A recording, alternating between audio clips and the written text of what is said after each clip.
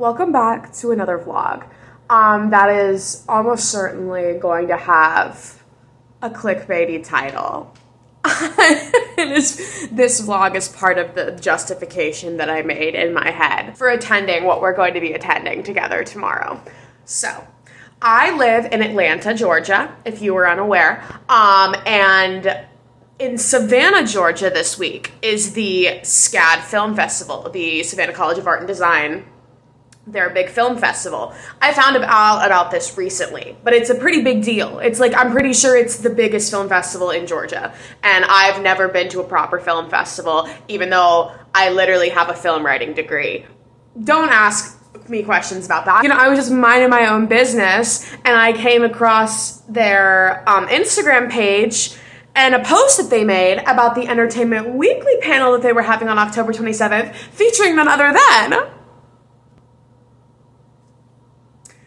Mr. Taylor Zakhar Perez. And, you know, I just thought to myself, I was like, Savannah is like less than 4 hours from me driving. And I've never been to a film festival. And like, it's been real brutal out here with the writers and actors strike.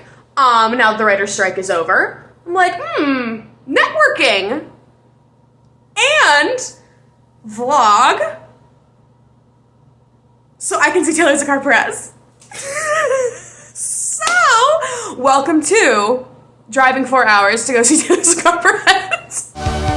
Listen, okay, no. It is currently like 8:30 on Thursday. I slept way too late today, so I'm gonna have to down some melatonin because the plan is to get to SCAD by like 10 a.m. for reasons I'll explain in a moment, which would mean getting up and leaving around 6:30 a.m.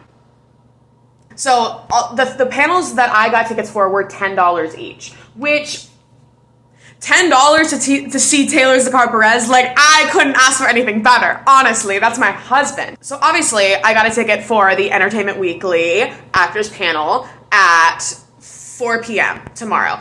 I don't really know how this is gonna go because, like, the actors do be on strike. So even though we're going to see Taylor Zakhar Perez, I don't think he's going to be able to talk about red, white, and royal blue. But that doesn't matter. I don't care. I'll listen to him talk about whatever the fuck he wants. So yeah, so that's at 4 p.m. And then I was looking at the schedule, and then I saw that they were doing a, one of the Audition panels, a casting panel at 2 p.m. Who's going to be at the casting panel? One of the red, white, and royal blue casting directors. So obviously I got a ticket for that. And then there's one in the morning at 11 a.m., the Art of Fantasy and Film Design, Production Design. Who's going to be there? One of the production designers for It Chapter 2. So like my brand then and now merge, right? So I got a ticket for that as well. So we're going to 3 panels tomorrow. The goal is to meet Taylor Zakhar Perez and have him sign one of my red, white, and royal blue books. A girl can dream. And you know, I was thinking about this because like I consider myself a chill as fuck person around celebrities. I've met many celebrities in my day. I used to work in conventions. I've met a handful of people through this channel alone that I've done stuff with. Like that's never been an issue for me. If it's gonna be an issue with anybody, it's gonna be with this man. That is literally the most beautiful man I've ever seen in my entire life, and I will be lucky if I can form a coherent sentence. So I'm scared. I'm terrified. So we're vlogging my prep tonight because I don't even want to think about having to like look at him in person and like exchange words. That fear. Need him to come on the podcast. JK, unless. And also, Matthew Lopez was at the SCAD Film Festival yesterday and today. He was doing a panel today. So I'm like, if he's already there, is he staying for Taylor's panel? Is he staying for the casting director's panel? I would hope so. So the goal is to meet Taylor and Matthew tomorrow. A girl can dream, right? Like, it's not a guarantee. It's not a guarantee, but I figured I would bring y'all along because that's the goal. I have no fucking idea what I'm gonna wear. Obviously we're gonna go like business casual professional. Oh, lighting? No, non-existent. My first thought was I wanted to bring this one and have them sign like the actual cover here. I think I'm gonna wear my key and ring shebang, because that's, like, fun, good luck. As far as I'm concerned, we're seeing the man. Okay, like, we're gonna see the man with our own two eyes, and that is worth everything to me. But we're manifesting speaking to the man. Also, tomorrow being the 27th, is 1989 Taylor's version release day, which is so appropriate because that's literally Alex's favorite Taylor album, according to Casey. So we will be listening to that on the drive. I'll share some thoughts. This is fangirl goes to see Taylor Zakhar Perez under the mirage of film grad network is what this is. 100%. What tote bag says, like, sophisticated industry professional? Oh, this says industry professional. Is this cute and professional?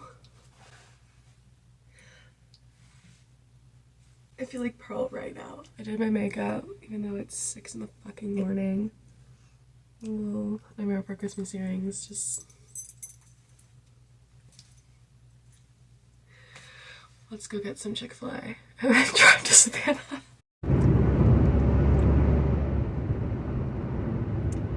It is 7:53 a.m. We've got like 2 hours left. I just finished listening to 1989 Taylor's version.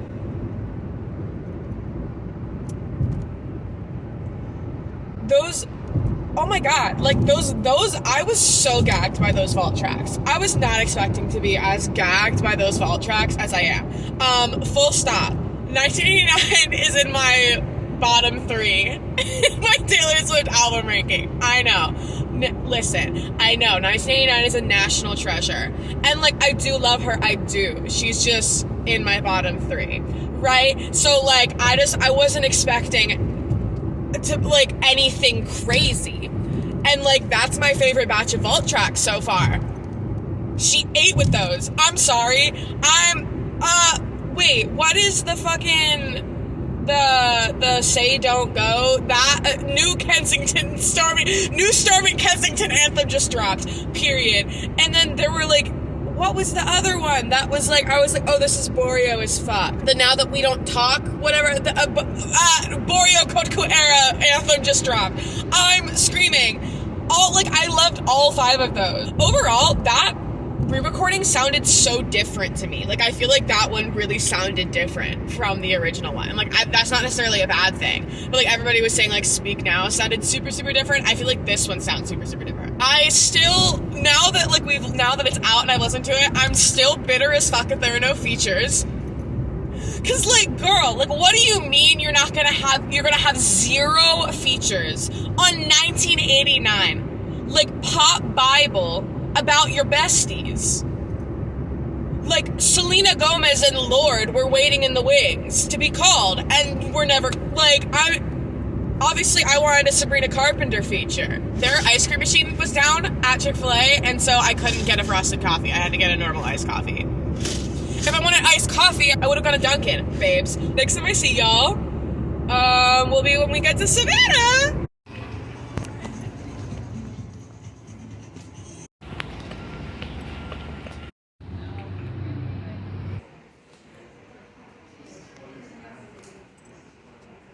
How you build your team.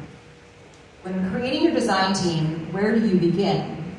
So, but if your job is to be convicted about this, your opinion. So you lay it on the line, and you may be wrong, and you're out of the job. I mean, it's just like, well, that's not all that I was thinking. I mean, there was a really big franchise movie I had an interview with a year ago.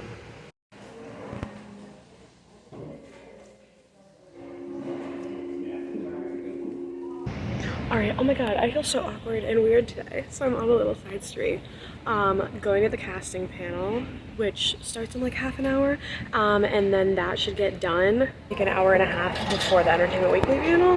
To introduce this amazing panel of casting directors, and I would first like to start out with Denise Chamian.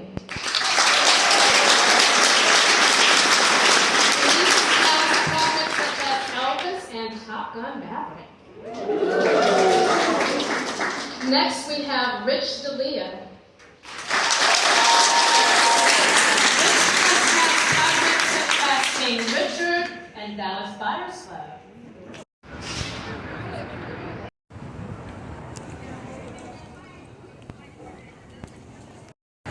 actual life, and I'm so sorry you're not right.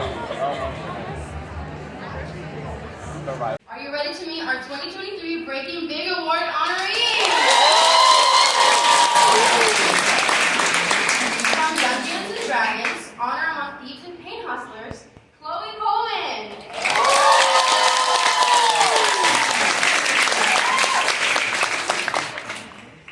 From All the Light We Cannot See, Aria Mia Liberti.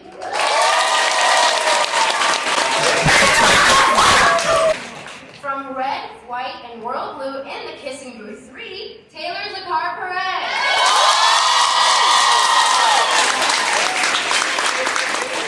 From Fitting In and the Fallout, Maddie Ziegler.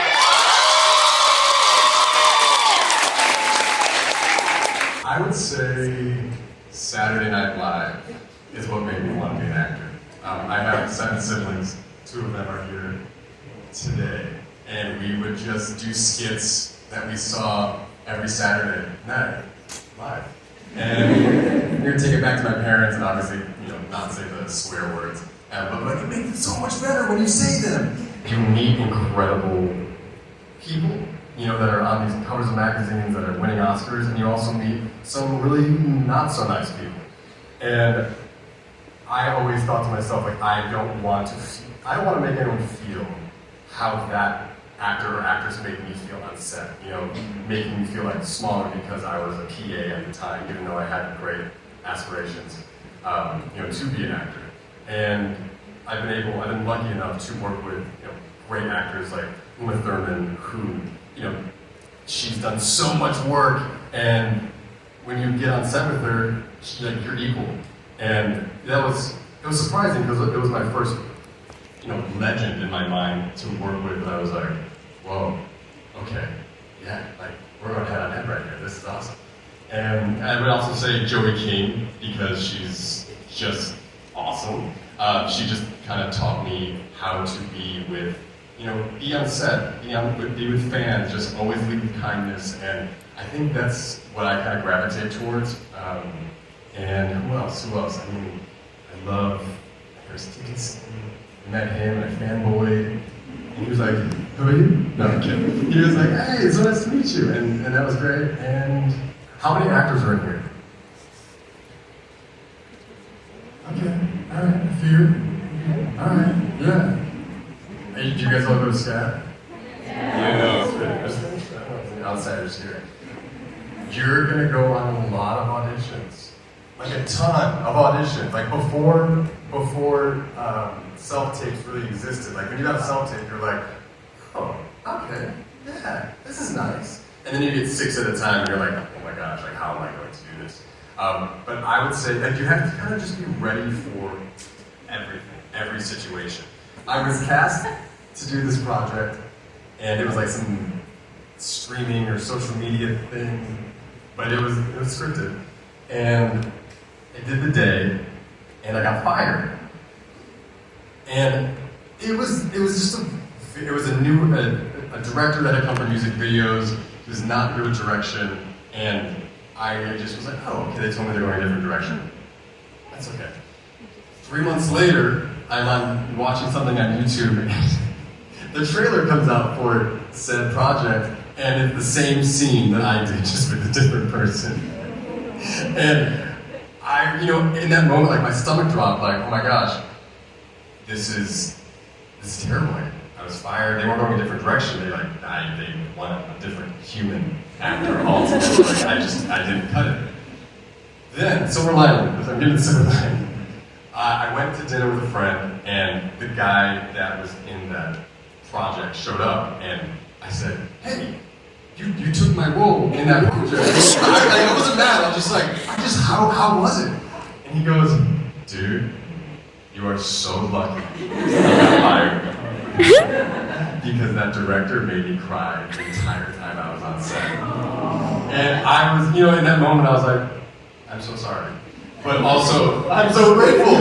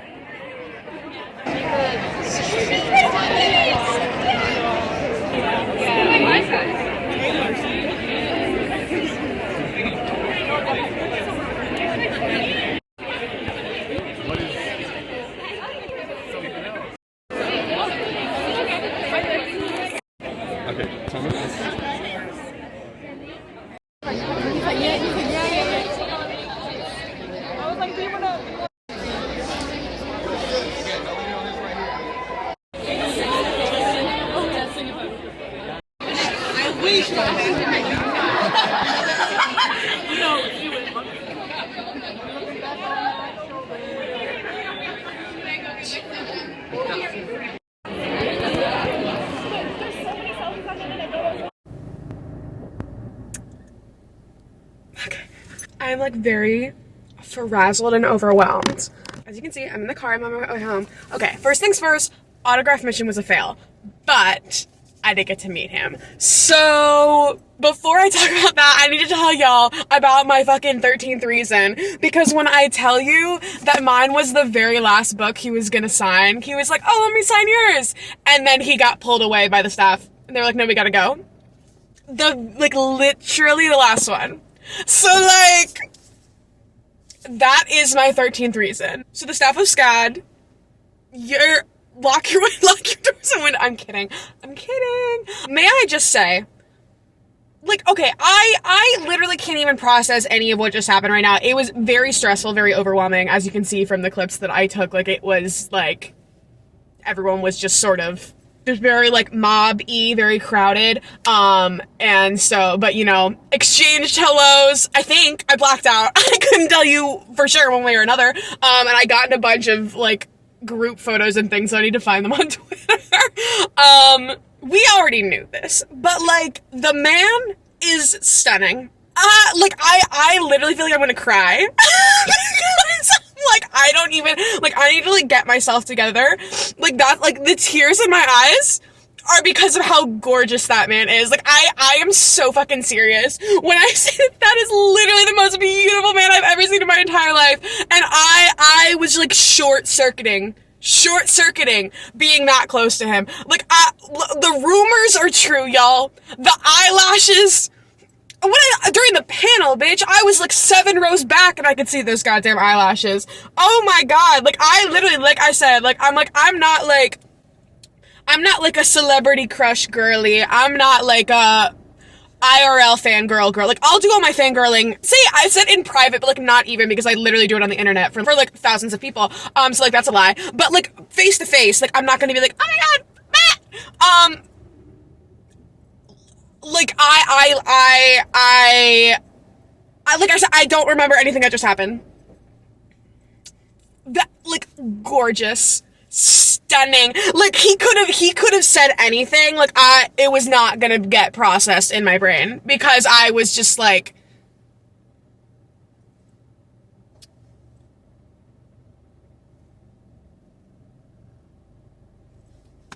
Nick Howard Sr., stronger than me, bro. You're stronger than me. Okay, so I left a little bit early from the casting panel, like, once they were doing the Q&A and such, and then I went out to get in the line for the Entertainment Weekly panel, because it was already around the building, and I was like, great, I'm not gonna get in the front row, but I want to at least get a seat in a reasonable location, so I did that, waited there for, like, over an hour. I think they let us in like 30 minutes till 4. It was full, all right. Like, the other 2 panels that I had been to, like, it was like, you know, leisurely. Like, this was full. Minutes the doors open, like, people were standing in the back. It was like they didn't have enough seats. Full. Taylor's family, siblings, just in the front row. I'm like, that's fine. Normal about that. Anyway, so they do the panel, which, okay, Taylor was on the panel, obviously. Maddie Ziegler was on the panel, Dance Mom Slay, and, oh my god, I forgot the name of the other 2 actresses, but they were both wonderful.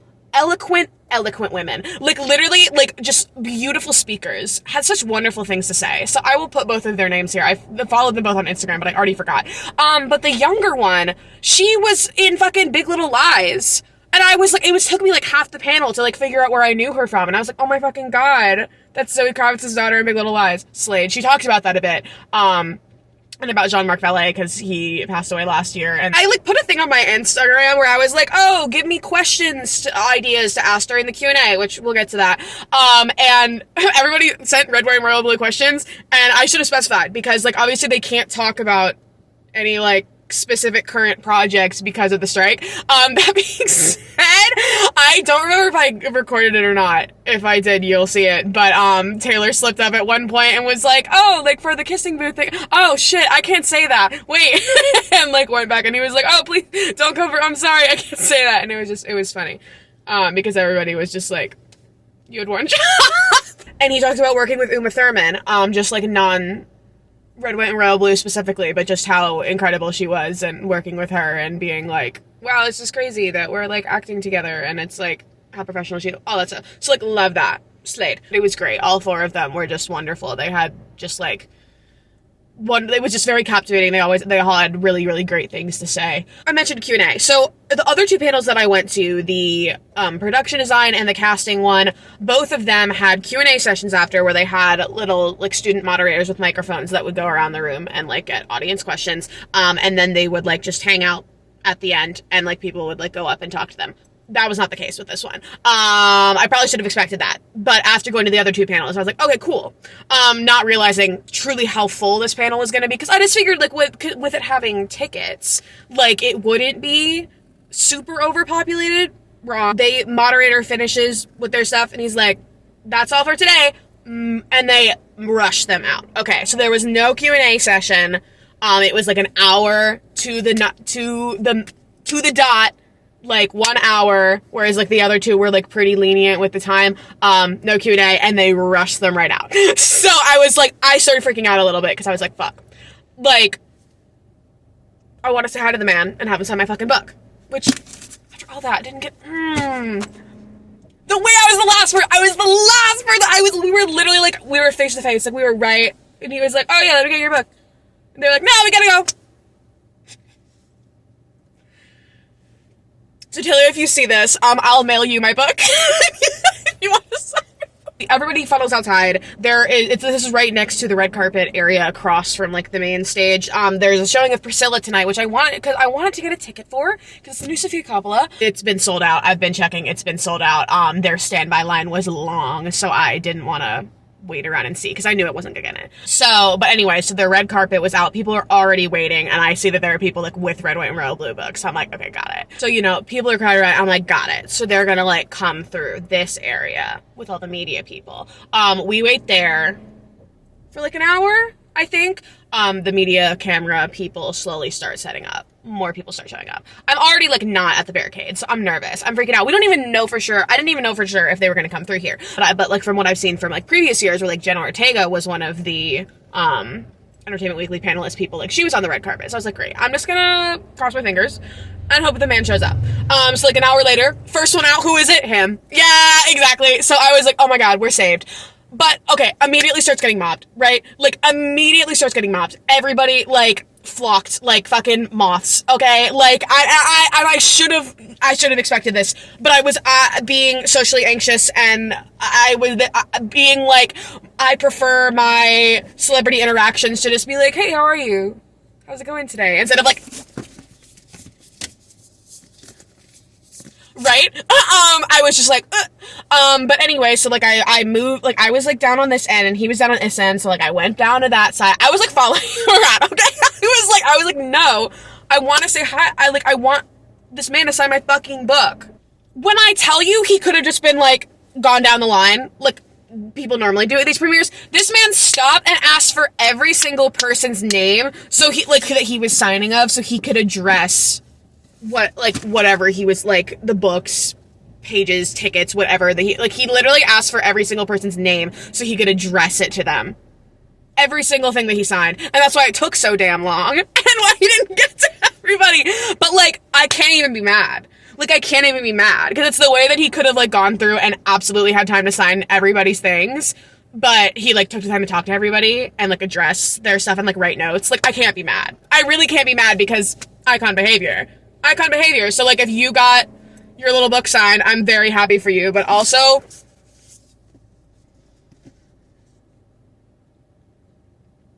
I'm just mad. I just can't believe I was the last one. Like, that's what drives me crazy. Is like, if I just like hadn't made it, I would have been like, damn. But like the fact that he was literally like had the hand like going towards like this is Taylor Zakhar Perez's hand. Like that, how am I not supposed to take that personally? How am I not supposed to talk about that in therapy? How am I not supposed to be at least slightly bitter about that? Like, how is that not my, like, that's my 9/11. I'm sorry. Like, and then that was the end. He got rushed away into a car. And then I was like, cool, we out. I'm really, okay, overall, very glad I came. Obviously, like, you know, we didn't know for sure if any of the actors were going to actually be able to come to this because of the strike and things. So, like, we didn't have any actual confirmation that he was even going to be here until today. Also, didn't find Matthew. I don't know if anybody ran into Matthew today. Like, I know I saw that there were people that ran into Taylor today, and I had somebody I was talking to on Instagram that ran into him today. I don't know where they were finding these people. I don't know where the fuck they were finding him, but also I was in and out of panels all day, so I guess if I really had wanted to get my book signed and, like, have a little conversation, for future notice, maybe stacking my day with panels was not the move. But I'm very glad I got to go to the panel. I'm glad I got to go. I had a good time. I'd never been to Savannah. People told me to go to River Street Candy, so I did that. But I think I need some actual food on the way home. Yeah, production design panel was super interesting. The It production designer didn't talk about It at all, but he talked about The Flash a lot because that was the most recent one he did, and he also did that with Andy. They were talking a lot about, like, Marvel things and stuff. There were a lot of, like, graphic design, production design, like, students that were in that one, and it was just, like, interesting to hear about that. The casting one was more about acting, which I didn't realize. It was more so, like what casting directors were, like, looking for. You know, with, like, tapes and things, as opposed to, like, being a casting director, which is more, like, what I'm interested in, like, the actual casting of it all, as opposed to, like, the acting perspective. So, like, I didn't know that, and so that was sort of, like, out of my element. But it was still just, I love hearing, like, creative film people, professionals, just, like, talk about the industry. It's all just very interesting to me, and, like, no advice is bad advice, and no information is like, unhelpful kind of thing. That's a wrap on this video. I hope this has, like, some semblance of, like, entertainment value once I actually, like, edit it together, because I really couldn't tell you how much I actually vlogged. But yeah, that was crazy.